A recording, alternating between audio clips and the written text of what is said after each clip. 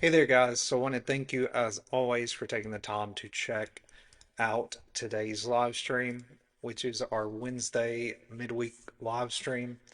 So before I do get started, guys, I do want to mention my website, bponlinefitness.com.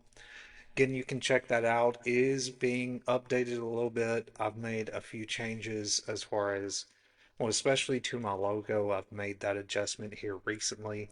So I hope that you guys like that new change. I'm working on changing that around all of my other visual things on my program as well as on my website and things of that nature. So you'll see that logo show up in all of those places. Um, Another thing I do want to mention is I do have a new YouTube video that's been uploaded. This video is roughly 10 minutes long where I discuss the topic of progressive overload and understanding a little bit more on how to really implement progressive overload in your routine outside, of course, weightlifting alone. So I hope that you find that video helpful. If you do want the link to that video, feel free to reach out and let me know. But it is on my YouTube channel. It is the latest video I've uploaded. And keep in mind that all of my live streams are also archived and uploaded to my YouTube channel so that you're able to view them there as well, and not just, of course, here in my Facebook Live group. So definitely check that out. Again, guys, I do upload on multiple platforms to make sure that this is archives where you can view it. But with all that being said, guys, let's go ahead and talk about today's topic, which is the caloric surplus blueprint. So, as I mentioned last week, I wanted to really expand on the topic or really focus back into talking about nutrition a little bit more. And that's what we're really going to emphasize today is the topic of really understanding more about a caloric surplus and exactly what that means, and especially when we're talking about in the context of muscle gain, because a caloric surplus is very important when it comes to really gaining muscle, but it's also important to be smart with how you incorporate this into your routine in order to, of course, prevent any unwanted fat. So keep that in mind that we're going to talk about that. And when we're talking about a caloric surplus, what that basically means is bulking. In other words, if you heard of the term bulking come up, that's basically what that means. And a lot of people aren't aware. A lot of times they'll hear bulking, but they won't hear caloric surplus or, calorie surplus or deficit. They'll always hear, bulking or cutting. So when you think of a caloric surplus, that is, in other terms, it's known as bulking, the most common term it's described as. So these are the topics that we're going to discuss. We're going to go a little bit further than these particular topics, but I just want to give you an overview on what we're going to be going over in this stream. So the first point, of course, is the smart surplus. So we'll explore how to calculate your optimal caloric surplus, typically 250 to 500 calories a day, and explain the difference between lean bulking and dirty bulking. Bloat-free bulking, we will explain why bulking can lead to bloating due to food volume, poor choices, or digestion, and offer strategies for eating more efficiently without digestive stress. Macro Mastery will break down basically the optimal protein, carb, and fat ratios in a surplus phase, as well as how carbs fuel training and protein supports growth and fats regulate hormones. We'll also talk about tracking to grow, so we'll discuss how to monitor progress and address your surplus based on body composition changes in performance and visual feedback, including incorporating tools like food tracking apps, progress photos, and weekly weigh-ins. So these are the different points that I'm going to discuss today in this live stream, but I will expound upon these points a little bit further as well. So, the first point I want to go over is talking about a smart surplus and really understanding how to calculate a caloric surplus. So, basically, in simple terms, the way that a caloric surplus is to sort of define it clearly, is that you're basically consuming more than what you maintain when you're in a surplus. So there is a term that is known basically as maintenance calories. And maintenance calories are basically the calories that we, are normal day-to-day functioning, the normal calories we consume for our body to be able to function properly and, to get the, normal essential nutrients that we need in daily life, basically. And that's what your maintenance calories are usually defined as. So when we're talking about plus on the surplus range per day, that's what that means. And that's why I wanted to sort of really, put an introduction in there as we're talking about this graph here to sort of understand that we're basing this off the maintenance calories. So whatever your maintenance calories is, that's going to be where, we incorporate the plus in the surplus range. So basically, your maintenance calories is something that is, again, it's just your normal calorie range that you would consume of foods. It's just the basic calorie range where we're not focusing on, specifically gaining muscle or losing fat. We're just focusing on maintaining. And that's why they're known as maintenance calories. So, a calculated calorie surplus designed to maximize muscle gain while minimizing fat gain. So, there's different ways that you can sort of incorporate of course, bulking phase. In other words, a caloric surplus. So, there's different ways here. So, a lean bulk is normally plus 250 calories per day off of that normal maintenance calories. So you're going to be consuming that much more calories per day when you're including a surplus alongside your maintenance calories. Now, this is going to be roughly consuming zero point 0.5 pounds of protein or zero point 0.5 pounds of weight gain, I should say, is expected a week from this particular surplus range. When you're in a moderate bulk, you are going to add plus 350 to 450 kilocalories or calories per day. That would be 0.75 pounds per week that you would gain in that particular weight. So keep in mind that when we're talking about weight gain, you need to be strategic with what you choose and what you decide you want to focus on, as far as your particular goal. So if you are, of course, if you're aggressively exercising and you're burning calories quite often, then you need to make adjustments to how you consume, how you stay in a surplus. So this is why there's different ways or different goals here, is so that you understand that you're going to have to make adjustments depending on, the intensity in your workouts.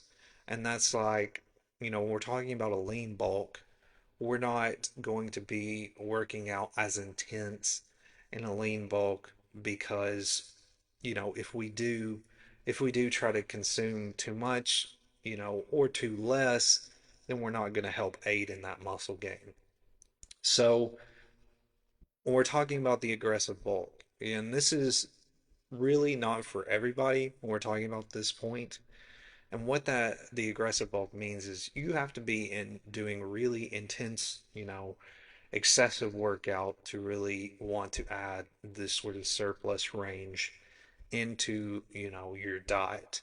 So with this, you would add 500 to 600 calories added on top of your normal maintenance calories, and you would gain roughly a pound per week based on this particular surplus range. Now, keep in mind that what we're talking about with expected weight gain is not going to be the same for everybody.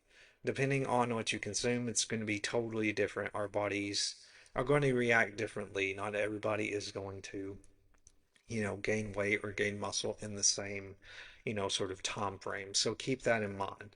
But again, just to clarify, When we're talking about the plus 250 calories or plus 350 calories, that is how much calories you would add on top of your normal calories that you consume day to day, on top of your maintenance calories, in other words. And so when you're doing these bulking phases, you're expected to gain that amount of weight based on that particular surplus range. So I just wanted to clarify exactly what we're talking about here so you understand. If you guys do have questions, feel free to let me know. But that's what we're talking about here is adding that amount of calories per day in order to reach that weight gain goal in order to also help with muscle gain at the same time. So bloat-free bulking. So as I've just mentioned, bulking is where you're consuming quite a bit of calories. So if you are not smart with the foods that you consume, then you're going to have some issues with digestion and things of that nature. So, starting at a 250 plus calorie a day and assessing weekly is going to help avoid these massive jumps and really helping to identify any sort of bloating that you're having. So, when you're starting, if you're new to any of this, of course, you want to start at the basics and start with just a lean bulking phase and get adjusted, let your body get adjusted to consuming more calories. One thing I really struggled with whenever I got started with weightlifting and really being serious in my routine was really implementing bulking because I was somebody who didn't, like I've mentioned before, I was a skinnier guy.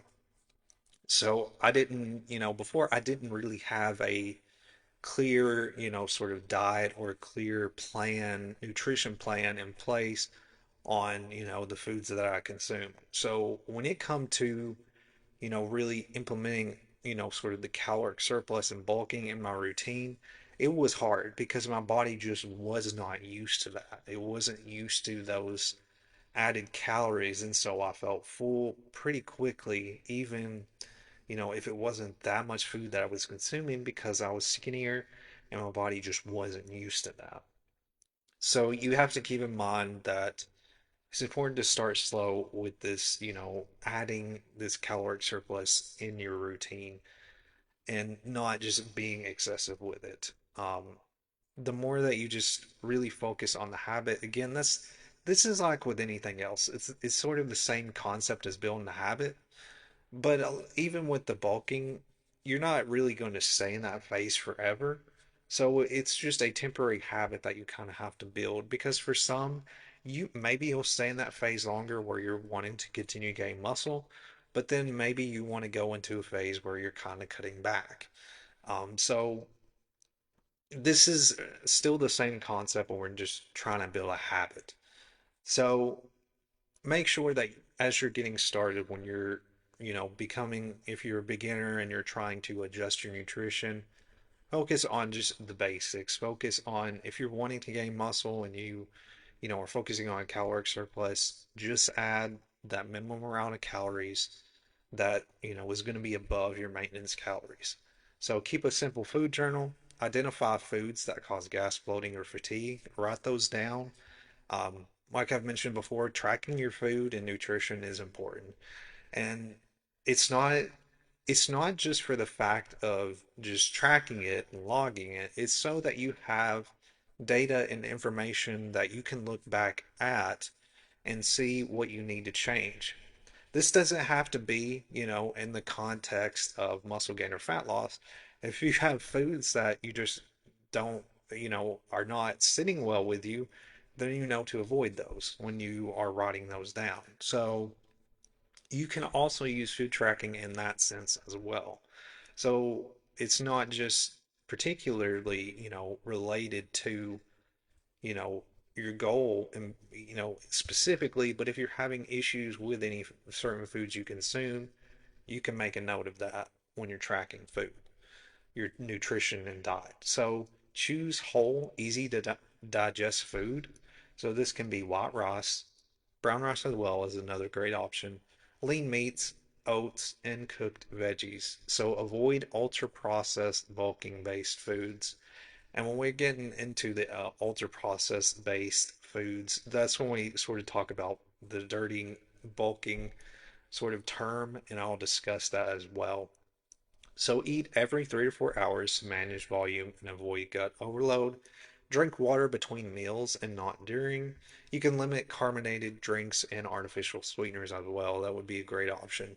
For me, I'm always drinking water, throughout the day. So that kind of helps. And even though I consume a lot of food, because I'm pretty much in a bulking phase myself for a caloric surplus, it helps to, sort of really help with the digestion process in the body when consuming more water and things of that nature. It helps a lot. There are times where I've had my stomach hurt because of the amount of food I consume, and even though it could be healthy food, when you consume so much at one time, it can, there's certain things that can hurt your stomach. So just keep that in mind when it comes to this, that it's all about, trying to choose more whole foods, easy to digest foods, as well as, managing how you're eating throughout the day.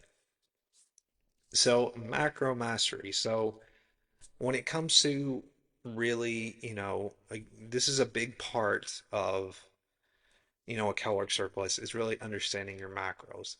And so keep these points in mind. And some of these points, again, are depending on where you're on your journey, are going to be, these are just general guidelines. So they may not be identified for everybody, but keep in mind that as you go through, different phases in your workouts and, you're continuing to change intensity, macro adjustment is going to be a thing as well. So hitting a surplus without the strategy leads to fat gain.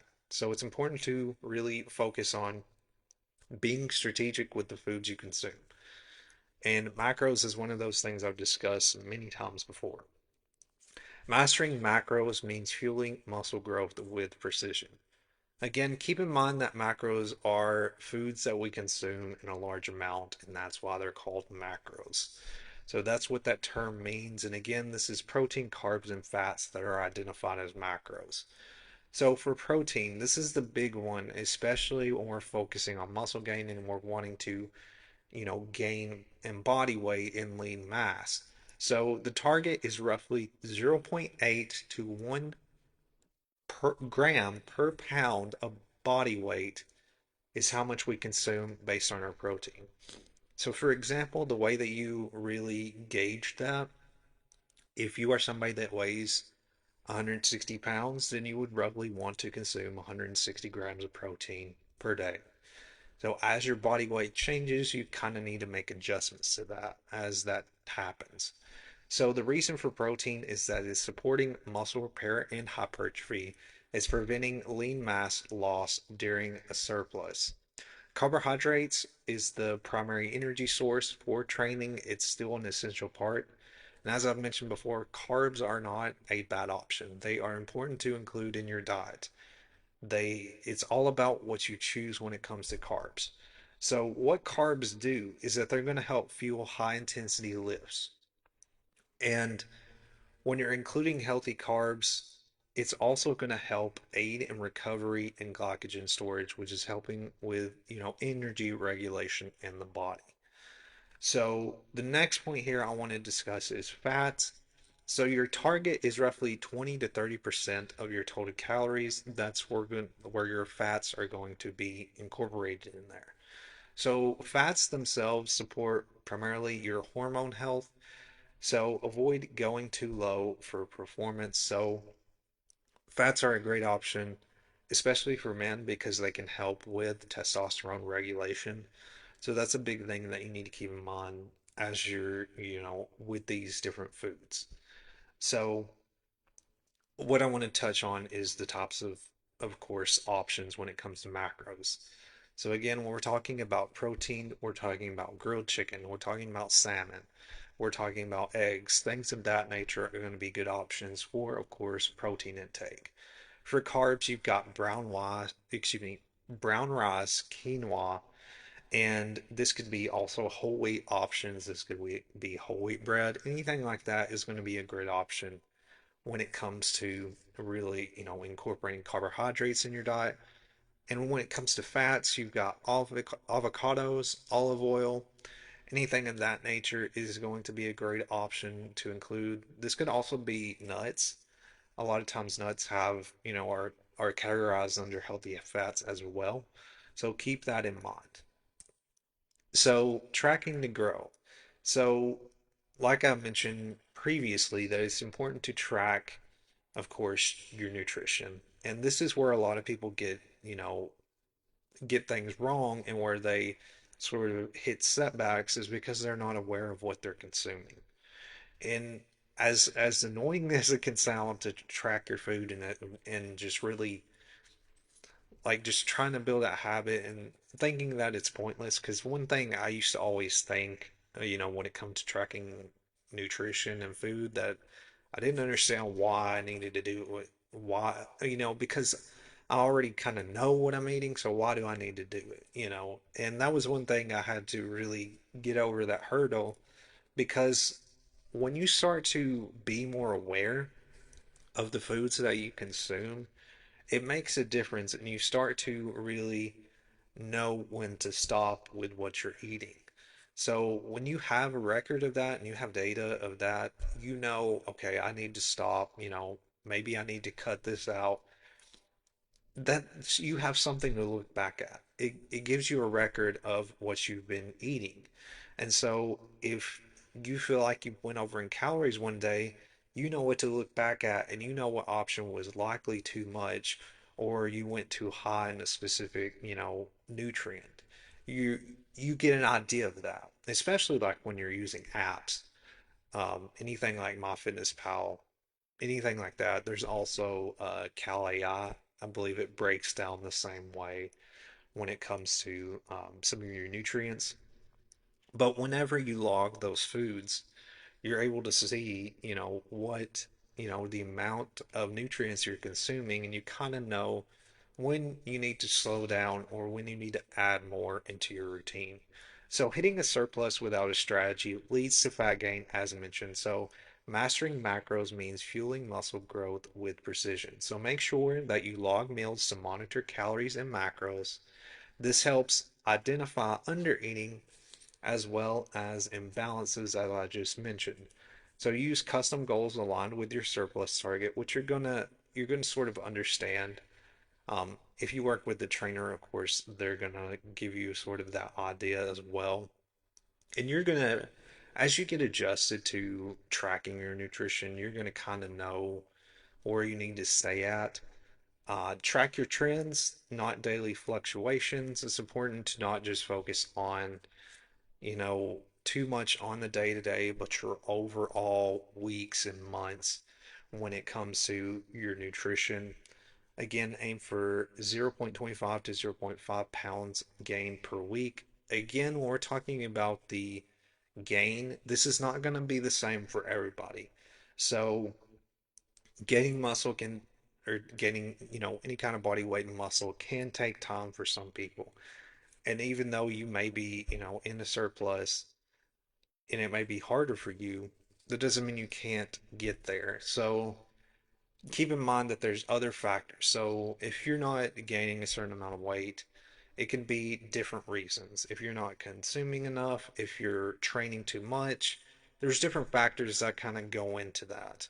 So just keep that in mind if you're kind of having setbacks with trying to reach that muscle gain goal. So again, use apps or spreadsheets for tracking, whichever works the best for you. Record lifts, reps, and sets. Again, recording workouts makes a difference. And when you have that in conjunction with your nutrition and you're tracking nutrition, you can look at both of those and you can really identify, okay, what did I do wrong in either of these? You know, if I'm kind of struggling, what do I need to make an adjustment over in these, in my workouts or in my nutrition? Ensure you're doing progressive overload. Like I mentioned, I did a video that discusses progressive overload, which you can check out.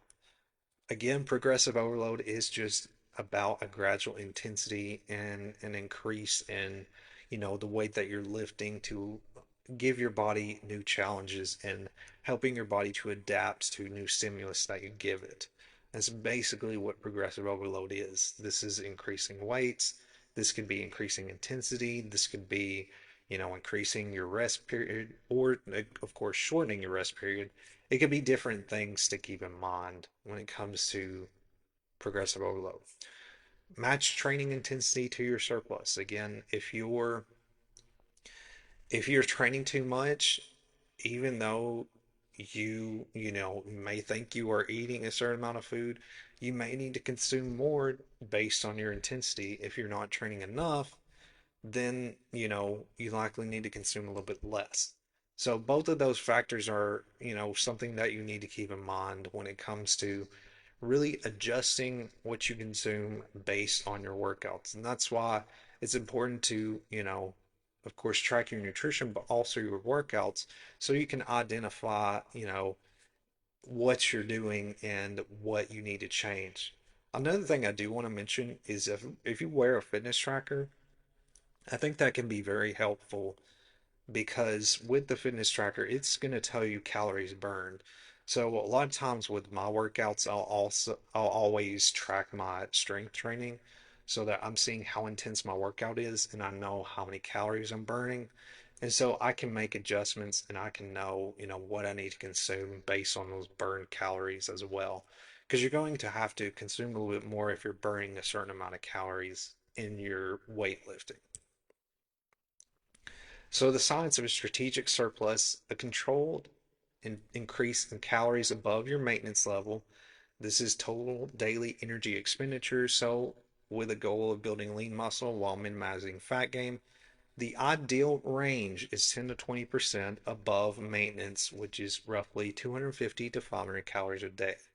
So more food doesn't mean more muscle. It's about smarter fueling leading to better gains. So being smart with the calories you consume makes a big difference.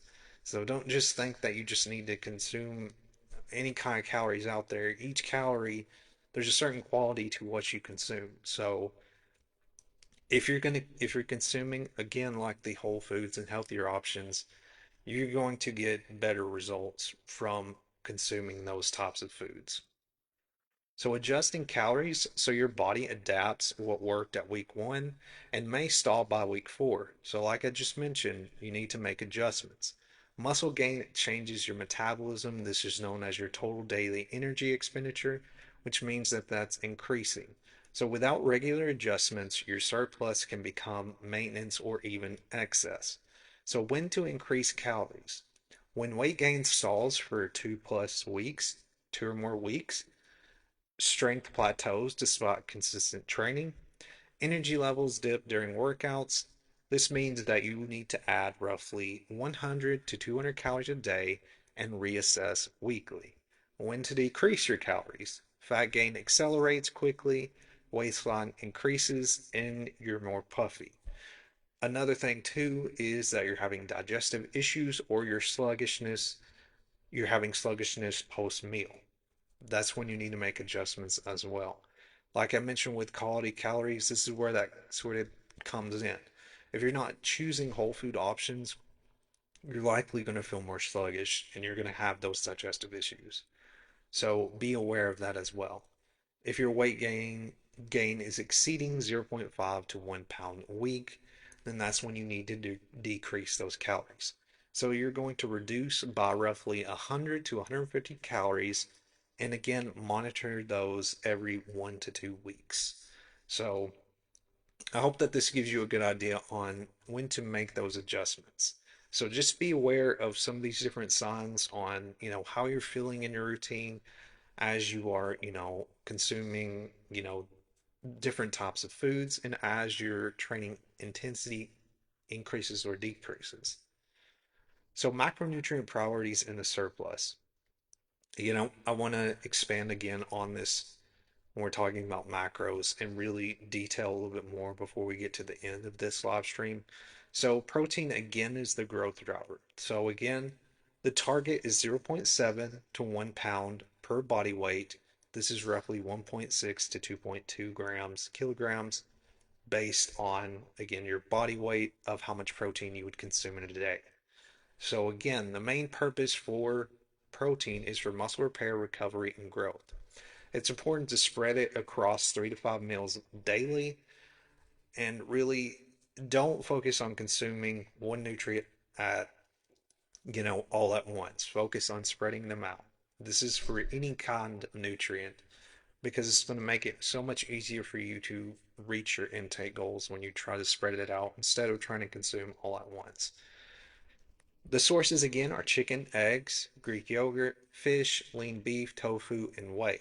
So for carbohydrates, again, this is for energy and performance, the performance fuel. So the primary role, of course, is to replenish glycogen, which is really helping with energy in the body. And this is helping to power intense training and support recovery. So the target is roughly 40 to 55% of total calories, adjusting by activity level. So a lot of times you're going to notice that, if you have a meal plan or if you have something set in place that you're following, a lot of times you'll see carbohydrates being the highest. And that's sort of where that plays a role when you're talking about muscle gain. So again, the target is 40 to 55% of those total calories and adjust it based on your activity level. So pre and post workout focus to optimize performance and recovery. These sources are, of course, rice, oats, sweet potatoes, fruits, and whole grains. For fats, again, this is helping with hormone support. The target is roughly 20 to 30% of your total calories. So this again supports hormones, brain health, and absorbs fat-soluble vitamins. Again, the sources are avocados, olive oil, nuts, seeds, fatty fish, and eggs. So again, keep in mind the caution here is that you want to prioritize healthy fats and limit trans fats or processed oils. So, like with any nutrient, it's important about the quality of the nutrient that you consume. So, keep in mind that quality is the big thing here when we're really, wanting to make the most of this caloric surplus that we're really trying to build. Alrighty, guys. So I know that was a lot of stuff there, but I do want to thank you guys for taking time to watch this video. Again, I hope that you found it helpful and valuable. I enjoy talking about these topics, and I really think this one is going to be very helpful for a lot of people. If anybody has not been able to watch the stream, I think it'll be a helpful guide, especially when you're focusing on muscle gain, and so you have a better idea on how much you need to consume when it comes to muscle gain. So, thank you guys once again for checking this video out. You can check out my website, bponlinefitness.com. I'm making a few adjustments there. You'll see a few changes. I do now have a video section that you can go to where you can watch all the latest or the last few live streams. I'm trying to make it to where I can add a little bit more videos there, but it's only the last few videos that you can watch there. But again, you can check out my YouTube channel where all of my previous live streams are archived for you to view there. If you guys have any questions, feel free to let me know. Again, guys, thank you once again for taking the time to check this out. I will have another live stream next Wednesday at 12 p.m. Central Standard Time, and I will have that event uploaded at least by Friday to where you can RSVP to that. But thank you guys once again. Again, reach out if you have any questions, but I'll see you guys next week in the next live stream.